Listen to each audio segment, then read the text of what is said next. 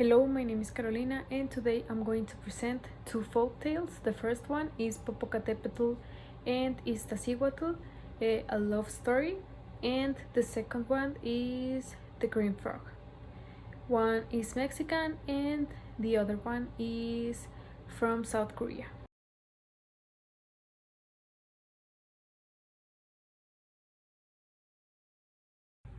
Thousands of years ago, the chief of the Tlaxcaltecas decided to fight for his people's freedom.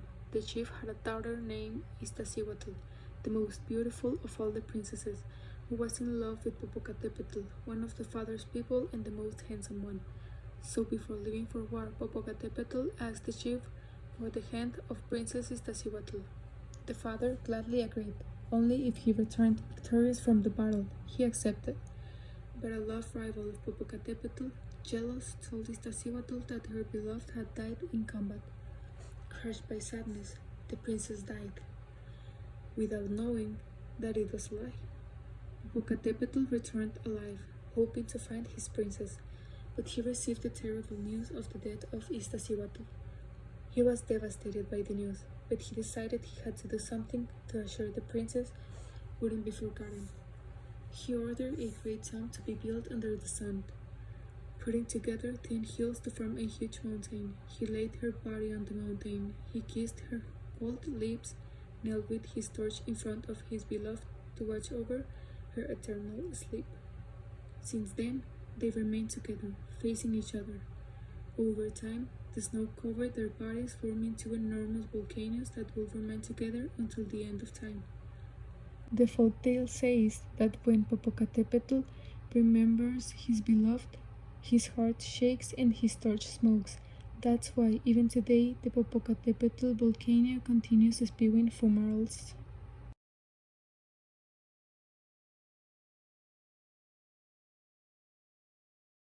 Long ago, the green frog lived with his mother in a small pond. The green frog never listened to his mother, and when she told him to do something, he always did the opposite. If his mother told him to play in the hills, he went to the river. If she told him to go up, he went down, and so on.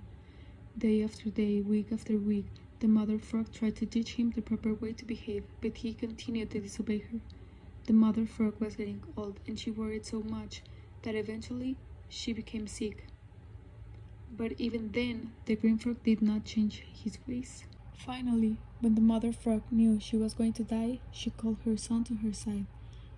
She wanted the proper burial on the mountain, and since she knew that the green frog would do the opposite of what she told him, she chose her words carefully. "I don't have much longer to live," she said. "When I die, do not bury me on the mountainside. You must bury me on the bank of the river. Promise me," said the mother frog. "You must promise." "I promise," said the green frog. 4 days later, the mother frog died and the green frog was terribly sad. He blamed himself for her death and he was sorry for all he caused to her. He knew it was too late to undo all of his past misdeeds, but he could become a good frog for her now. He resolved finally to listen to his mother's instructions. "I always did the opposite of what she told me when she was alive," he said to himself.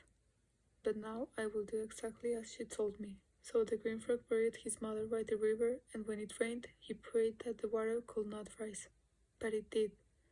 The green frog sat in the pouring rain by the river bank, crying and crying for his mother, and that's why, to this day, the green frogs cry when it rains. When I was reading the folk tales of each country, I realized that they all left a similar message.